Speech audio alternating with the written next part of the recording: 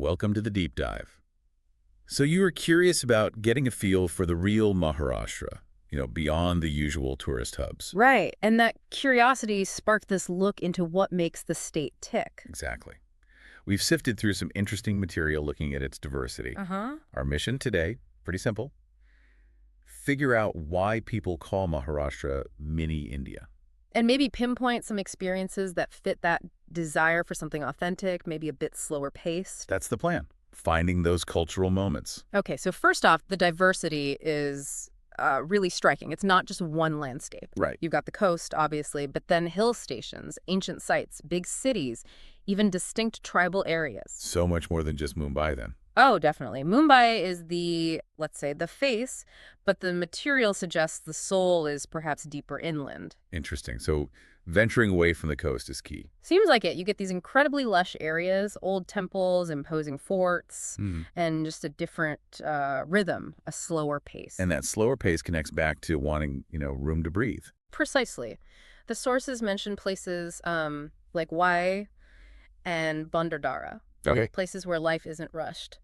They painted a picture of like waking up to birdsong, simple home-cooked food. Strolling through farms, that kind of thing. Yeah, exactly. Very grounded. Sounds quite restorative. It really does. And for authentic culture, you mentioned festivals. Right, the Wari pilgrimage came up to ponder. Wari pilgrimage. Okay, what's that about? Well, it's huge. Hundreds of thousands of people, devotees, walking for days, barefoot, often, singing these traditional devotional songs.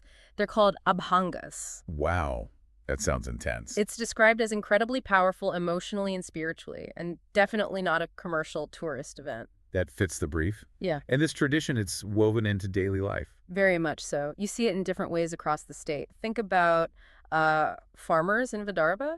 Oh. Or the craftspeople like potters down in Kolhapur, or fishermen along the coast near Ratnagiri. Their livelihoods are often deeply tied to tradition. It's not just history, it's living heritage. Exactly, and that flows into the arts, too. Like what? Well, there's the energy of Lavani dance, the classical drama of Natya Sangeet, the folk theater known as tamasha, and even unique art forms like Warli painting from tribal communities. So distinct regional arts are still alive and well. Apparently very much so. There seems to be a real effort in preservation. That's great to hear. Yay. But it's not all tradition, is it? The sources mentioned modernity, too. Oh, for sure. It's a blend. Look at Pune.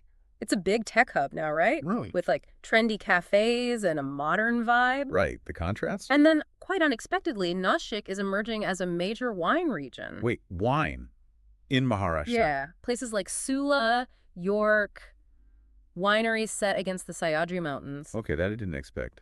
Wine tasting tours. Seems so. It just adds another layer, beaches, temples, caves, treks, and vineyards. It really covers a huge spectrum within one state. It really does defy easy labels. So wrapping up, the picture we're getting is, well, Maharashtra has this quiet pride, maybe, a deep layered culture. Yeah, and one that seems pretty welcoming if you look beyond the obvious. It feels less about flashy promotion and more about just being. Which leads to a final thought, perhaps, for you to consider. Okay. If that real cultural understanding, that deep connection, often lies away from the main tourist routes, what kind of richness, what different perspective might you find by embracing that simplicity, that tradition, in a place like Maharashtra? Maybe that's where a different kind of luxury lies.